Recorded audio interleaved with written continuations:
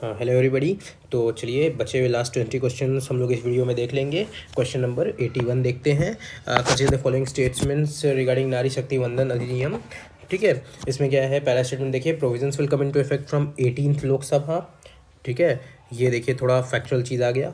This will be in force for 15 years after becoming an act. ठीक है, there are provisions for reservation of the seats for scheduled caste women in the quota reserve for the scheduled caste. ठीक है, अब देखिए ये जो है, पहले याद रखिए, ये 106th अमेंडमेंट था जो अभी किया गया, और ये जो है provisions will come into effect from 18 Lok Sabha. देखिए थोड़ा फैक्चुअल हो गया, याद रखिए 18 लोकसभा से नहीं, ये कब होगा, आफ्टर डिलिमिटेशन। और डिलिमिटेशन कब होगा, after census.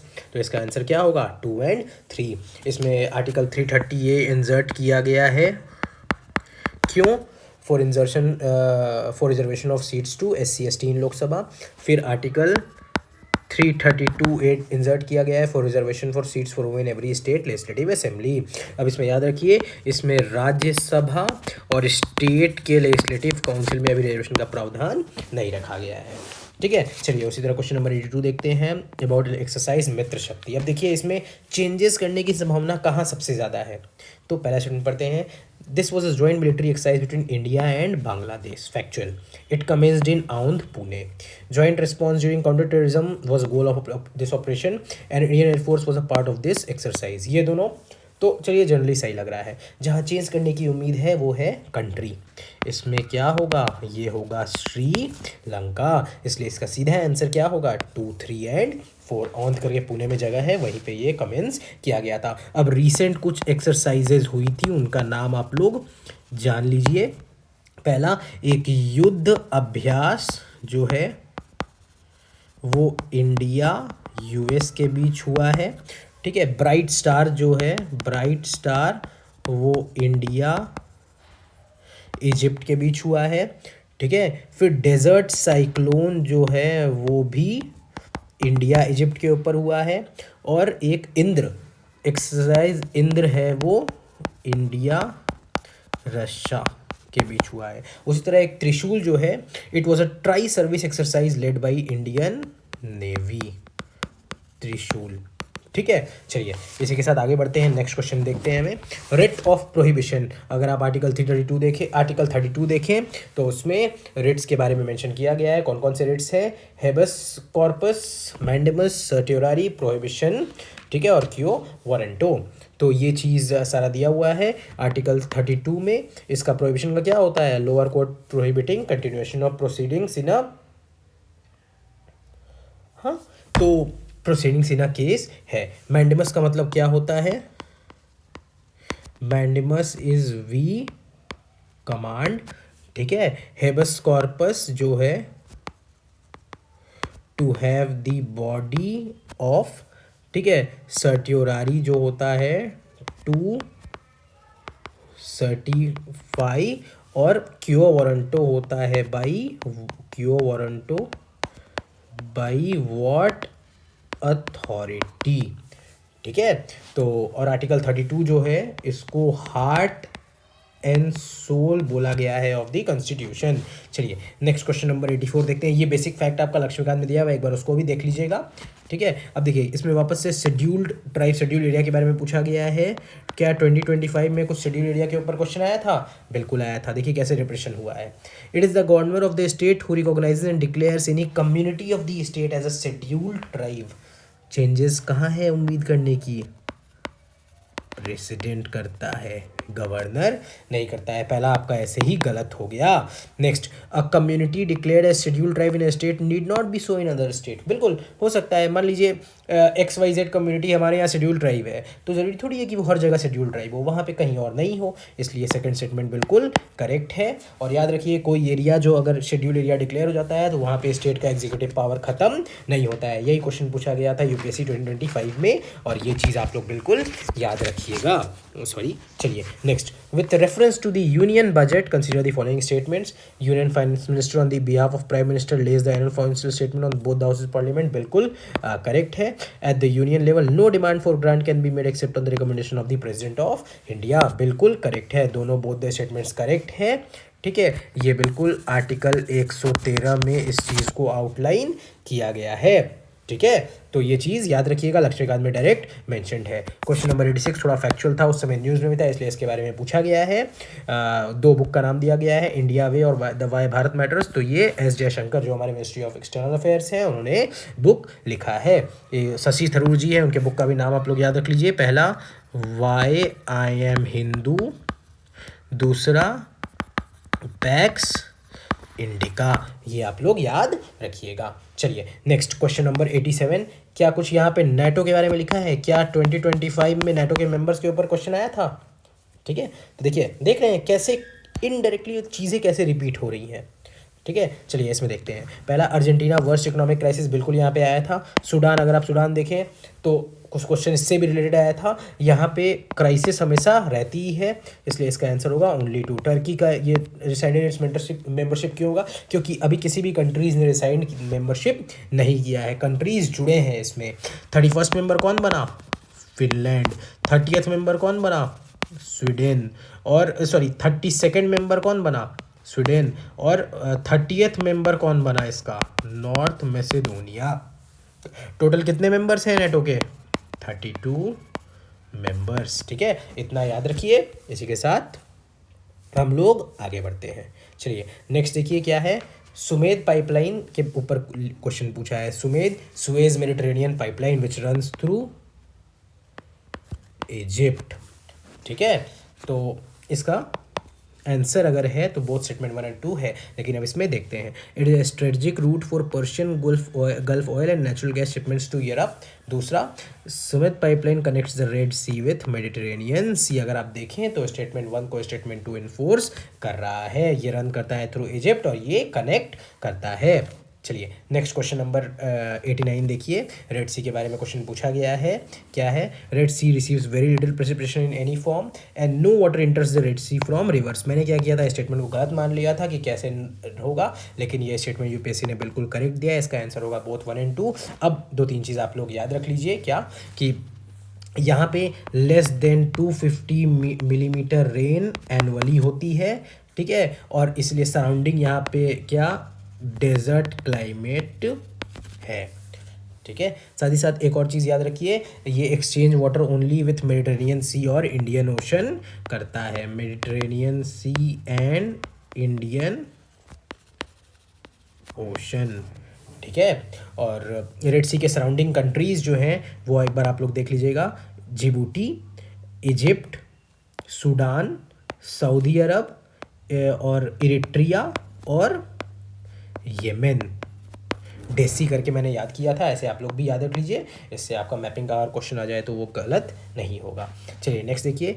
With according to the environmental protection act which is the largest source of sulphur dioxide, बंद करके इसमें मारिए जहाँ भी दिख जाए power plants from fossil fuels. ठीक है, इसका सीधा सा आंसर क्या होगा? Power plants from fossil fuels. ये आपका पहले भी रिपीट हुआ है, इसलिए इसको भी हम लोग किस श्रेणी में रखेंगे? रेपिटेशन वाली श्रेणी में रखेंगे। ठीक है, चलिए लास्ट के 10 क्वेश्चंस वापस देख लेते हैं। Question number 91, there is instability and worsening security in the Sahel region. अगर आप देखें तो वहाँ पे ऑब्वियसली रहता ही है। दूसरा, there have been military takeovers of the Sahel region in the recent past. अगर आप देखें तो स्टेटमेंट 2 बिल्कुल स्टेटमेंट 1 को रीइंफोर्स कर रहा है, इसलिए इसका आंसर ये होगा। अब आपको पता होना चाहिए कि साहिल रीजन में कंट्रीज कौन कौन सी आती है, तो वो आपको जान लेना है। Senegal, Mauritania, Mali, Burkina Faso, Niger, Nigeria, Chad, Sudan, Eritrea. ठीक है, यहाँ पे कुछ वायलेंट एक्सट्रीमिज़म की एक्टिविटीज़ होती रहती है, और ये रीजन जो है साहिल रीजन, यहाँ पे ड्राई ग्रासलैंड है, सवाना टाइप के हैं। ठीक है, इतना इंपॉर्टेंट है। इसके साथ हम लोग नेक्स्ट क्वेश्चन पे आगे बढ़ते हैं। Consider the following statements. India does not import apples from USA. अरे भाई, इतने प्राइवेट लोग इम्पोर्ट एक्सपोर्ट का बिजनेस करते हैं, ऐसा थोड़ी है। एप्पल हम लोग डिलीशियस एप्पल खाते हैं, तो वो भाई वो तो आते ही है ना, तो अगर कैसे हम लोग डायरेक्टली बोल सकते हैं कि हम इसको एक्सपोर्ट करते ही नहीं है? पहला स्टेटमेंट बिल्कुल गलत हो गया। India the law prohibits the import of GM food without the approval of the competent authority. ये मान सकते हैं कि जीएम फूड जो है हम लोग नहीं अप्रूव करते हैं, नहीं अलाउ करते हैं अथॉरिटी के परमिशन के बिना। आपको एक स्टेटमेंट गलत मिल गया, आप सीधा इसका आंसर मार दिए डी। ठीक है। जेनेटिक, ये याद रखिएगा, इसमें जेनेटिक इंजीनियरिंग अप्रेजल कमेटी है, ये इसमें एक्ट करती है। ठीक है, चलिए इसी के साथ हम लोग क्या करते हैं, क्वेश्चन पे आगे बढ़ते हैं। नेक्स्ट क्वेश्चन है with reference to the speaker of the Lok Sabha.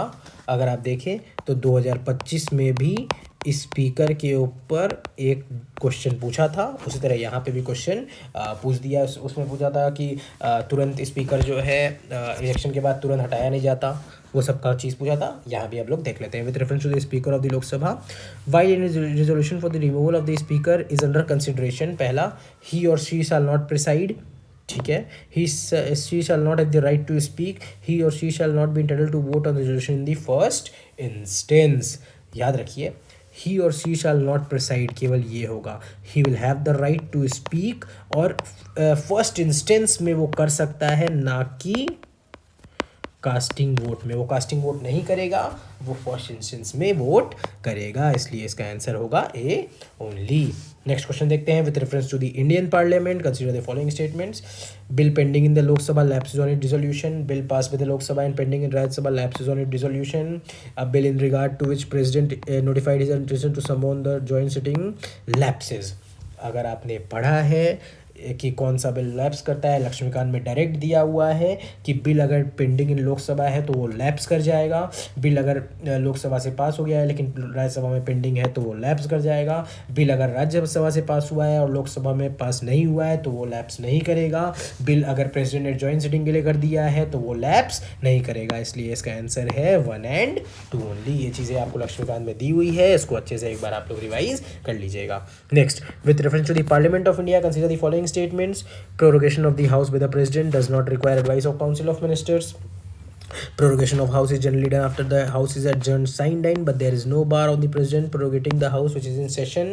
Dissolution of the Lok Sabha is done by the President, who in exceptional circumstances does so on advice of Council of Ministers. Laxmikanth पढ़ा है आपने, उसमें direct दिया हुआ है कि prorogation of House is done by the President on the advice of the Council of Ministers. Ministers के advice पे होगा। Adjournment कौन करता है? एडजर्नमेंट करता है आपका स्पीकर, और एडजर्नमेंट जो है एक फिक्स टाइम पीरियड के लिए किया जाता है। स्पीकर बोलता है दैट हाउस इज एडजर्न्ड और इस समय हाउस वापस बैठेगा। एडजर्नमेंट साइन डाइन अगर होता है तो विदाउट टाइम पीरियड के लिए होता है, उसमें कुछ टाइम पीरियड मेंशन नहीं होता है। उसी तरह प्रोरोगेशन जो है वो प्रेसिडेंट कर देता है, और फाइनली डिसोल्यूशन जो है वो कौन करता है? हमारा प्रेसिडेंट जो है वो डिसोल्यूशन करते हैं। ठीक है, चलिए नेक्स्ट क्वेश्चन नंबर 96 पे आगे बढ़ते हैं। The European parliament approve the net zero industry act and the European Union intends to achieve carbon neutrality by, fact आ गया, and therefore aims to develop all of its clean technology by that time. ठीक है, इसका answer क्या होगा? 2030। Statement 2 is incorrect. European Union जो है वो 2030 तक कार्बन न्यूट्रलिटी के बारे में बात कर रहा है। ठीक है, ये जो है net zero industry act, it was a part of green deal industrial plan to boost industrial deployment and also European leadership in industrial development. ठीक है, और ये क्या करेगा? ये और फोकस कर रहा है to create net zero acceleration valleys, साथ ही साथ सपोर्ट रिन्यूएबल टेक्नोलॉजी। ठीक है, चलिए इसी के साथ क्वेश्चन नंबर 97 देखते हैं। क्या? Recently Venezuela has achieved a rapid recovery from its economic crisis and succeeded in preventing its people from fleeing emerging to other countries. अगर आप न्यूज़ देख रहे हैं, अगर आपने करंट अफेयर्स पढ़ा है तो आपको पता होगा कि ऐसा कुछ भी नहीं हुआ है। बाई 2021 यहाँ पे अराउंड 94.5% पॉवर्टी थी, और अभी भी यहाँ पे सिचुएशन जो है वो ऐसी बनी हुई है। यहाँ पे अभी भी वर्स्ट इकोनॉमिक क्राइसिस है। अगर कहीं भी हम लोग हाइपर इन्फ्लेशन या इकोनॉमिक क्राइसिस का नाम लेते हैं तो या तो साउथ सूडान वगैरह रीजन में देखते हैं या फिर वेनेजुएला में देखते हैं। आपको मिल गया। सबसे पहले statement 1 is correct, statement 1 is incorrect and statement 2 is correct. एक स्टेटमेंट मिल गया तो आप सीधे नेक्स्ट स्टेटमेंट पे आगे बढ़ सकते हैं। इसमें क्या है? लार्जेस्ट ऑयल रिजर्व्स के बारे में दिया है, तो आपको इसके बारे में पता होना चाहिए कि वेनेजुएला में around 300 billion barrels of oil reserves हैं। ठीक है। चलिए next, digital India land records modernization programme के बारे में जान लीजिए। To implement the scheme central government provides 100% funding. Under the scheme, cadastral maps are digitized. An initiative has been undertaken to transliterate the record of rights from local language to any of the language recognized by the Constitution of India. इसमें सारे के सारे statements बिल्कुल correct हैं, सारे के सारे statement positive बात कर रहे हैं, ठीक है। ये 22 लैंग्वेजेस में प्रमोट होने का बात किया जा रहा है।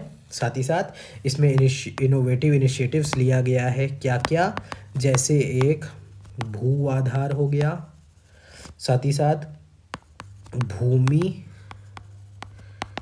सम्मान हो गया, साथ ही साथ e court linkage with land records भी इसके अंदर हो गया। मैंने बताया था स्कीम्स जो है सरकार हमेशा चाहती है कि वो बहुत ज़्यादा ब्रॉड हो और मैक्सिमम से मैक्सिमम लोगों की बेहतरी करवाए, ठीक है। चलिए क्वेश्चन नंबर 99 देखते हैं। प्रधानमंत्री सुरक्षित मातृत्व अभियान, 2-3 चीज़ याद रखिएगा। बहुत ज़्यादा फैक्चुअल अगर कुछ आ गया तो वो गलती होने की संभावना ज़्यादा होती है, और स्कीम जो है वो ब्रॉड लेवल पर लोगों की हेल्प करने के लिए बनाई जाती है। चलिए देखते हैं।